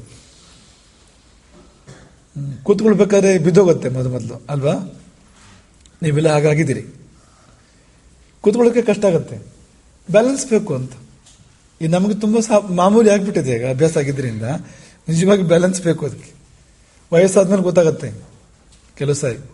ನೀವೀಗ ಯೋಗ ಮತ್ತೊಂದೆಲ್ಲ ಸರಿ ಮಾಡದೇ ಇದ್ರೆ, ಜೀವನ ಸರಿ ಇಟ್ಕೊಳ್ಳದೆ ಇದ್ರೆ, ವಯಸ್ಸಾದ್ಮೇಲೆ ಬ್ಯಾಲೆನ್ಸ್ ತಪ್ಪತ್ತೆ. ನಿಂತ್ಕೊಳ್ಳೋಕ್ಕಾಗಲ್ಲ, ಕೂತ್ಕೊಳ್ಳೋಕ್ಕಾಗಲ್ಲ, ನಡೆಯೋಕ್ಕಾಗಲ್ಲ. ತುಂಬ ಮುಖ್ಯವಾಗಿರ್ತಕ್ಕಂಥದ್ದು ಇದು ಅಂತ. ಈಗ ಬ್ಯಾಲೆನ್ಸ್ ಅಂದರೆ, ಉದಾಹರಣೆಗೆ ನಿಮ್ಗೆ ಹೇಳೋದು, ಪಟ್ಟಾಭಿಷೇಕ ನಿಶ್ಚಯ ಆಗಿದೆ ರಾಮನಿಗೆ. ಪಿತೃವಾಕ್ಯ ಬಂದಿದೆ, 14 ವರ್ಷ ವನವಾಸ, ರಾಜ್ಯ ಭರತನಿಗೆ ಅಂತ. ಈಗ ರಾಮನ ಮುಂದೆ ಪ್ರಶ್ನೆ ಇದೆ, ವನವಾಸವೋ ರಾಜ್ಯಭಾರವೋ ಅನ್ನೋ ಪ್ರಶ್ನೆ ಇದೆ. ಏನ್ ಬೇಕಾದ್ರೂ ಆಯ್ಕೆ ಮಾಡ್ಕೋಬೋದು ಅವನು. ಯಾಕೆಂದ್ರೆ ರಾಜನಾಗಬೇಕು ಅಂತ ಮನಸ್ಸು ಮಾಡಿದ್ರೆ ತಡೆಯೋರು ಯಾರು ಇಲ್ಲ, ಯಾರು ತಡೆಯೋರಿಲ್ಲ. ಯಾಕೆಂದ್ರೆ ಇಡೀ ಅಯೋಧ್ಯೆ ಅವನ ಪರವಾಗಿದೆ, ಇಡೀ ಕೋಸಲ ರಾಜ್ಯವೇ ಅವನ ಪರವಾಗಿದೆ. ಮಂತ್ರಿಗಳು, ಸೇನಾಪತಿಗಳು, ಸೈನಿಕರು ಎಲ್ಲರೂ ಅವನ ಪರವಾಗಿದ್ದಾರೆ. ಎಲ್ಲಿವರೆಗೆ ಅಂದ್ರೆ ರಾಜ ಕೂಡ, ದಶರಥ ಕೂಡ ಏನ್ ಹೇಳ್ತಾನೆ ರಾಮನಿಗೆ, ನನ್ನನ್ನು ಸೆರೆಗಟ್ಟಿ ರಾಜನಾಗು ನೀನು ಅಂತ. ಬೇರೆ ಆಪ್ಷನ್ ಇಲ್ಲ ದಶರಥನ ಕೈಯಲ್ಲಿ. ಕೊನೆಯಲ್ಲಿ ಅವನು ಹೇಳೋದೇನು ಅಂದ್ರೆ, ಭವ ರಾಜ ನಿಗೃಹ್ಯಮ, ನನ್ನನ್ನು ನಿಗ್ರಹಿಸಿ, ನನ್ನನ್ನು ಸೆರೆಗೆ ತಳ್ಳಿ, ಔರಂಗಜೇಬ್ ಮಾಡಿದ ಹಾಗೆ ನೀನೇ ರಾಜ ಆಗು. ಅವನ ಕೈಲಿದೆ, ಮನಸ್ಸು ಮಾಡಿದ್ರೆ ರಾಜ ಆಗ್ಬೋದು ರಾಮ. ದೊಡ್ಡ ಮಾತು ಏನೂ ಇಲ್ಲ. ಮುಂದೆ ವನವಾಸ ಸಂದರ್ಭದಲ್ಲಿ ಹೇಳ್ತಾನೆ, ಮನಸ್ಸು ಮಾಡಿದ್ರೆ, ನನ್ನ ಧನುಸ್ಸನ್ನು ನಾನು ಎತ್ತಿದ್ರೆ ಅಯೋಧ್ಯೆ ಏನೂ ಅಲ್ಲ, ಅಯೋಧ್ಯೆ ಇಡೀ ಸೈನ್ಯ ಏನೂ ಅಲ್ಲ, ಒಬ್ಬ ರಾಮನ ಮುಂದೆ. ಏನ್ ಆಯ್ಕೆ ಮಾಡ್ಕೋತಾನೆ ರಾಮ? ಯಾಕೆ? ರಾಜ್ಯ ದೊಡ್ಡದು, ರಾಜ್ಯಕ್ಕಿಂತ ಸತ್ಯ ದೊಡ್ಡದು, ರಾಜ್ಯಕ್ಕಿಂತ ಧರ್ಮ ದೊಡ್ಡದು. ತಂದೆ ಆಡಿದ ಮಾತು ಸತ್ಯ ಆಗಬೇಕು ಬೇಡವೋ? ಅಯೋಧ್ಯೆಯ ಚಕ್ರವರ್ತಿ ಆಡಿದ ಮಾತು, ಸೂರ್ಯವಂಶದ ಒಂದು ಸಂತಾನ ದಶರಥ ಅಂದ್ರೆ, ಅವನು ಆಡಿದ ಮಾತು ಸತ್ಯ ಆಗಬೇಕು ಬೇಡವೋ? ಸತ್ಯಕ್ಕಾಗಿ ತಾನು ಮಾತು ಕೊಟ್ಟಿದ್ದ ಕೈಕೇಯಿಗೆ, ತಾನು ಮಾತು ಕೊಟ್ಟಿದ್ದಾನೆ, ನೀನು ಏನು ಹೇಳ್ತೀಯೋ ನಡೆಸ್ಕೊಡ್ತೇನೆ ಅದನ್ನ ಅಂತ ರಾಮ ಅಂತ. ಮಾತು ಸುಳ್ಳಾಗಬೇಕು, ಸತ್ಯ ಆಗಬೇಕು. ನಾನೇ ಸುಳ್ಳಾದ ಮೇಲೆ, ಅಂದ್ರೆ ರಾಜ್ಯ ಆಳವನೇ ಸುಳ್ಳಾದ ಮೇಲೆ ಪ್ರಜೆಗಳು ಸತ್ಯ ಆಗ್ತಾರಾ? ಆಗ ವನವಾಸವನ್ನು ಆಯ್ಕೆ ಮಾಡ್ತಾನೆ ರಾಮ, ರಾಜ್ಯವನ್ನು ಬಿಟ್ಟು. ಏನಿದು ಬ್ಯಾಲೆನ್ಸ್, ಇದೆರಡರಲ್ಲಿ ಇದು ಅಂತ. ಆ ಒಂದು ಮೆಂಟಲ್ ಬ್ಯಾಲೆನ್ಸ್ ಇಲ್ಲದೆ ಇದ್ರೆ ಅದನ್ನು ಮಾಡೋಕ್ಕಾಗೋದಿಲ್ಲ. ಈ ನೀವು ಆಲೋಚನೆ ಮಾಡಿ, ಸಾಮಾನ್ಯವಾಗಿ ಯಾರಾದ್ರೂ ಮಾಡ್ತಾ ಇದ್ರ ಆ ತರಹ? ಏನ್ ಮಾಡ್ತಾ ಇದ್ರು ಹೇಳಿ ಯಾರಾದ್ರೂ? ವಯಸ್ಸಾಗಿದೆ, ಅಪ್ಪನಿಗೆ ಬುದ್ಧಿ ಅಸ್ತವ್ಯಸ್ತ ಆಗಿದೆ, ಅರಳು ಮರಳು, ಕುತ್ಕೊ ಮೂಲೆಯಲ್ಲಿ ಅಂತ ಅನ್ಕೊಂಡು ಹೋಗಿ ಸಿಂಹಾಸನ ಮೇಲೆ ಎತ್ತು ಕೂತ್ಕೋತಾ ಇದ್ರು ಅಲ್ವಾ? ಹಾಗೆ ಮಾಡಿದ್ನ ರಾಮ? ಮಾಡಿಲ್ಲ. ಹಾಗೆ ಅಪ್ಪನ ತಂದೆಯನ್ನು ದೂರಲೂ ಇಲ್ಲ, ಕೊನೆಯವರೆಗೂ ತಂದೆಯನ್ನು ದೂರಲೂ ಇಲ್ಲ, ಗೌರವ ಕಳ್ಕೊಳ್ಳಿಲ್ಲ. ಬ್ಯಾಲೆನ್ಸ್ ಇದು ಅಂತ. ಎಲ್ಲ ಕಡೆ ನಾವು ಇದನ್ನು ಕಾಣ್ತೇವೆ ಅಂತ. ಇಂದ್ರಜಿತ್ತು ಮಾಯವಾಗಿ ಬಾಣಗಳನ್ನು ಬಿಡ್ತಾ ಇರ್ತಾನೆ, ಆಕಾಶದಿಂದ ಎಲ್ಲಿಂದಲೂ ಬಾಣಗಳನ್ನು ಬಿಡ್ತಾ ಇರ್ತಾನೆ ಅದೃಶ್ಯನಾಗಿ. ಇಡೀ ಸೇನೆಗೆ ತೊಂದರೆ ಆಗ್ತಾ ಇರುತ್ತೆ, ರಾಮನಿಗೂ ತೊಂದರೆ ಆಗ್ತಾ ಇರುತ್ತೆ, ಲಕ್ಷ್ಮಣನಿಗೂ ತೊಂದರೆ ಆಗ್ತಾ ಇರುತ್ತೆ. ಲಕ್ಷ್ಮಣ ಹೇಳ್ತಾನೆ, ಕೋಪ ಬಂತು ಲಕ್ಷ್ಮಣನಿಗೆ, ಬ್ರಹ್ಮಾಸ್ತ್ರವನ್ನು ಪ್ರಯೋಗ ಮಾಡೋಣ. ಇಂದ್ರಜಿತ್ತುವಿನ ವಧೆಯನ್ನು ಸಂಕಲ್ಪ ಮಾಡಿ ಬ್ರಹ್ಮಾಸ್ತ್ರವನ್ನು, ಎಲ್ಲ ರಾಕ್ಷಸರ ಆ ಬ್ರಹ್ಮಾಸ್ತ್ರದ ಪರಿಣಾಮಗಳೆಲ್ಲ ಹಾಗಿರುತ್ತೆ ಅಂತ, ಜಗತ್ತಿನ ಸರ್ವ ರಾಕ್ಷಸರ ಸಂಹಾರವನ್ನು ಸಂಕಲ್ಪ ಮಾಡಿ ಬ್ರಹ್ಮಾಸ್ತ್ರ ಪ್ರಯೋಗ ಮಾಡಿಬಿಡೋಣ, ಇದೇ ಪರಿಹಾರ ಅಂತ. ರಾಮ ಹೇಳ್ತಾನೆ ಬೇಡ. ಯಾಕೆ ಬೇಡ ಅಂದ್ರೆ, ಎಲ್ಲ ರಾಕ್ಷಸರು ತಪ್ಪಿತಸ್ಥರಲ್ಲ, ಯಾಕೆ ಎಲ್ಲರ ಮೇಲೂ ಪ್ರಯೋಗ ಮಾಡಬೇಕು? ಒಳ್ಳೆಯವರು ಇದ್ದಾರೆ. ನಮ್ಮ ಎದುರು ಯಾರು ಬಂದರೋ, ನಮ್ಮ ಮೇಲೆ ಯಾರು ಆಕ್ರಮಣ ಮಾಡ್ತಾರೋ ಅವರನ್ನು ಸಂಹಾರ ಮಾಡಬೇಕು ಹೊರತು ಆ ಸಂತತಿಯನ್ನೇ ನಾಶ ಮಾಡಬಾರದು ನಾವು. ಏನಿದು ಬ್ಯಾಲೆನ್ಸ್ ಇದು ಅಂತ, ಮೆಂಟಲ್ ಬ್ಯಾಲೆನ್ಸ್ ಇದು. ಸಮಸ್ಯೆ ಪರಿಹಾರ ಆಗ್ಬಿಡುತ್ತೆ. ಲಕ್ಷ್ಮಣ ಹೇಳಿದಾಗ ಮಾಡಿದರೆ ಎಲ್ಲ ರಾಕ್ಷಸರು ಹೋಗ್ಬಿಡ್ತಾರೆ, ಹೆಂಗಸರು ಮಕ್ಕಳು ಎಲ್ಲರೂ ಹೋಗ್ಬಿಡ್ತಾರೆ ರಾಕ್ಷಸರು, ಸಮಸ್ಯೆ ಪರಿಹಾರ ಆಗತ್ತೆ, ಇಲ್ಲ ಅಂತಿಲ್ಲ. ಆದರೆ ರಾಮನಿಗದು ಬೇಡ. ಕಷ್ಟ ಮಾತ್ರ ತೊಂದರೆ ಇಲ್ಲ, ನಮಗೆ ತೊಂದರೆ ಆದರೂ ಕೂಡ ಪರವಾಗಿಲ್ಲ, ಆದರೆ ನಿರಪರಾಧಿಗಳನ್ನು ಕೊಲ್ಲಬಾರದು. ಬ್ಯಾಲೆನ್ಸ್ ಅದು ಅಂತ. ಹಾಗಾಗಿ ಇಡೀ ರಾಮನ ಬದುಕಿನಲ್ಲಿ ಈ ಸಮತೆ ಇತ್ತು. ಅದೇ ಯೋಗ ಅಂದ್ರೆ. ಸಮತ್ವಂ ಯೋಗ ಉಚ್ಯತೆ. ಕೃಷ್ಣ ಹೇಳಿದ ಮಾತು. ಯೋಗ ಅಂದ್ರೆ ಏನು? ಸಮತ್ವ ಬರಬೇಕು, ವಿಷಮತ್ವ ಹೋಗಬೇಕು. ಮಕ್ಕಳೇ, ಕಾಯಿಲೆ ಅಂದರೆ ಅದು. ಕಾಯಿಲೆ ಅಂದರೆ ಏನು? ಇಂಬ್ಯಾಲೆನ್ಸ್. ನಮ್ಮ ದೇಹದ ಧಾತುಗಳಲ್ಲಿ ಇಂಬ್ಯಾಲೆನ್ಸ್ ಉಂಟಾದಾಗ ಅದನ್ನು ರೋಗ ಅಂತ ಕರೀತಾರೆ, ಆಯುರ್ವೇದದ ಭಾಷೆ ಅದು. ಸಾಮ್ಯ ಬಂದರೆ, ಧಾತುಗಳಲ್ಲಿ ಸಾಮ್ಯ ಬಂದರೆ ಅದು ಆರೋಗ್ಯ.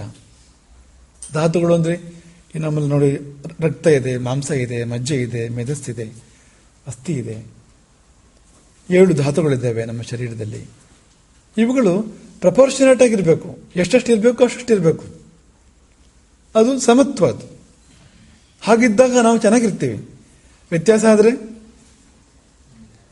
ರಕ್ತ ಕಡಿಮೆ ಆಯಿತು, ರೋಗ. ಅದು ರಕ್ತಹೀನತೆ. ಹೆಚ್ಚಾಯಿತು, ರೋಗವೇ ಅದು. ಮನುಷ್ಯ ಬದುಕಲ್ಲ ಹೆಚ್ಚಾದರೂ ಕೂಡ ಅಂತ. ಯಾವುದು ಅದಾದ್ರ ಪ್ರಮಾಣವನ್ನು ಮೀರಬಾರ್ದು. ಅದರಲ್ಲಿ ಒಂದು ಫೈನ್ ಟ್ಯೂನ್ ಮಾಡಿದ್ರೆ ಬರೋಂಥ ಒಂದು ಸಾಮ್ಯ ಇದೆಯಲ್ಲ, ಅಂದ್ರೆ ಪಕ್ಕ ಎಷ್ಟು ಬೇಕೋ ಅಷ್ಟಿದೆ ಅಂತ, ಅದು ರಾಮ. ಹಾಗಿದ್ದಾಗ ಮನಸ್ಸು ಹೇಗೆ ಬೇಕೋ ಹಾಗಿರುತ್ತೆ. ಅಂದ್ರೆ ಧಾತುಗಳು ಹೇಗಿದೆಯೋ, ಈ ಶರೀರ ಹೇಗಿದೆಯೋ ಮನಸ್ಸು ಕೂಡ ಹಾಗೆ ಇರುತ್ತೆ. ಮನಸ್ಸು ಹೇಗಿದೆಯೋ ಶರೀರ ಕೂಡ ಹಾಗೆ ಇರುತ್ತೆ. ಎಲ್ಲ ಒಂದಕ್ಕೊಂದು ಹಿಡಿದ ಕನ್ನಡಿ ತರ. ಅದು ಒಂದು ಕಂಡೀಷನ್ ಬರಬೇಕು ನಮ್ಮ ದೇಹದಲ್ಲಿ. ಧರ್ಮ ಅಂತ ಕರೀತಾರೆ ಅದನ್ನ. ಎಷ್ಟೆಷ್ಟು ಇರಬೇಕು ಅಷ್ಟು ಇರಬೇಕು. ಇದ್ದಾಗ ಅಂತ ಮನಸ್ಸು ಬರುತ್ತೆ. ಎಲ್ಲಿವರೆಗೆ ಹೇಳ್ತಾರೆ ಅಂದ್ರೆ, ಈ ದೇಹ ಧಾತುಗಳು ಎಷ್ಟೆಷ್ಟು ಇರಬೇಕು ಅಷ್ಟೇ ಇದ್ರೆ ಅಲ್ಲೇ ಪರಮಾತ್ಮ ಸಾಕ್ಷಾತ್ಕಾರ ಆಗುತ್ತೆ ಅವನಿಗೆ. ಚೂರು ವ್ಯತ್ಯಾಸ ಇರೋದ್ರಿಂದ ನಮ್ಗೆ ಸಾಕ್ಷಾತ್ಕಾರ ಆಗ್ತಾ ಇಲ್ಲ. ಧಾತು ಪ್ರಸಾದ, ಧಾತು ಸಾಮ್ಯ ಅಂತ ಕರೀತಾರೆ ಅದನ್ನ. ಅದು ಬಂದ್ಬಿಟ್ರೆ ಪರಮಾತ್ಮ ಸಾಕ್ಷಾತ್ಕಾರ ಆಗುತ್ತೆ. ಈಗ ಏನಾಗಿದೆ ಅಂದ್ರೆ, ನಾವು ತಿನ್ನೋದು ಮಾಡೋದು ಹೆಚ್ಚು ಕಡಿಮೆ ಆಗುತ್ತಲ್ಲ, ಆದರ್ಶವಾಗಿಲ್ಲ ನೋಡಿ. ಅದು ವ್ಯಾಯಾಮ, ತಿನ್ನೋದು ಮಾಡೋದು ಎಲ್ಲ ವ್ಯತ್ಯಾಸ ಇದೆ ನೋಡಿ. ಇದ್ರ ಪರಿಣಾಮವಾಗಿ ಸ್ವಲ್ಪ ವ್ಯತ್ಯಾಸಗಳಿದೆ ನಮ್ಮ ಧಾತುಗಳಲ್ಲಿ, ಸಾಕ್ಷಾತ್ಕಾರ ಆಗಲ್ಲ. ಧರ್ಮ ಅಂದ್ರೆ ಅದು ಕಂಡೀಷನ್, ಪ್ರಪೋರ್ಷನೇಟ್ ಆಗಿರ್ಬೇಕು. ಎಷ್ಟೆಷ್ಟು ಇರಬೇಕು ಅಷ್ಟು ಇರಬೇಕು. ಅಷ್ಟಿದ್ರೆ ಉಳಿದಿದ್ದೆಲ್ಲ ತಾನೇ ಸರಿಯಾಗತ್ತೆ ಅಂತ. ರಾಮನಿಗೆ ಹೇಗಿತ್ತು ಅಂದ್ರೆ, ಈ ಧಾತುಗಳೆಲ್ಲ ಸಮವಾಗಿದ್ವು, ಎಷ್ಟೆಷ್ಟು ಇರಬೇಕು ಅಷ್ಟಿದ್ವು. ಹಾಗೆ ಮನಸ್ಸು ಕೂಡ ಹಾಗೆ ಸಮವಾಗಿತ್ತು. ಸಮವಾಗಿರೋದಂದ್ರೇನು? 3 ಗುಣಗಳಿದೆಯಲ್ಲ, ಸತ್ವಗುಣ, ರಜೋಗುಣ, ತಮಗುಣ. ಅವು ಎಷ್ಟೆಷ್ಟು ಇರಬೇಕು ಅಷ್ಟು ಇರಬೇಕು.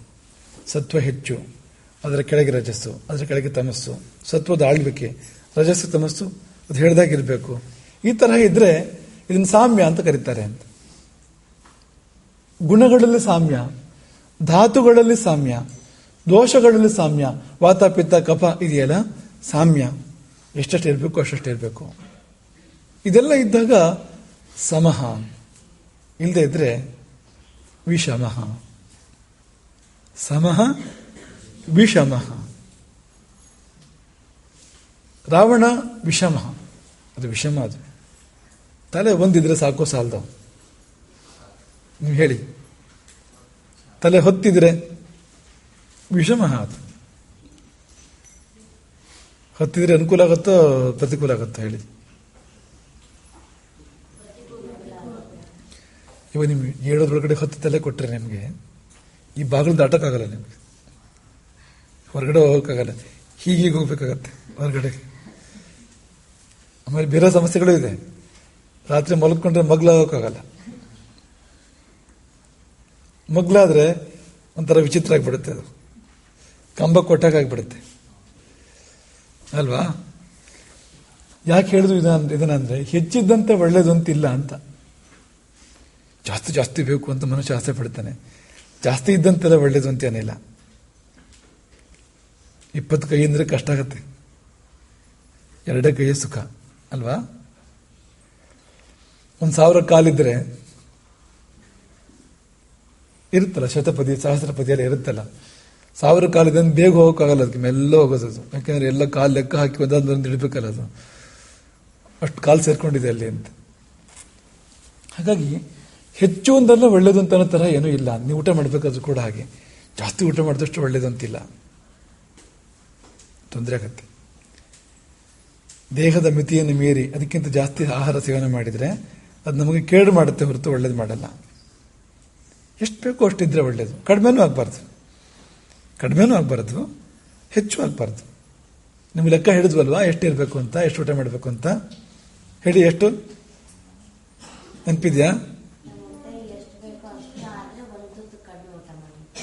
ಸಾಮಾನ್ಯವಾಗಿ ಈ ಮಾತನ್ನು ಹೇಳ್ತಾರೆ, ಹೊಟ್ಟೆಯ ಅರ್ಧ ಭಾಗ ಘನಾಹಾರ, ಕಾಲ್ ಭಾಗ ದ್ರವಾಹಾರ, ಕಾಲ್ ಭಾಗ ಬಿಡಬೇಕು.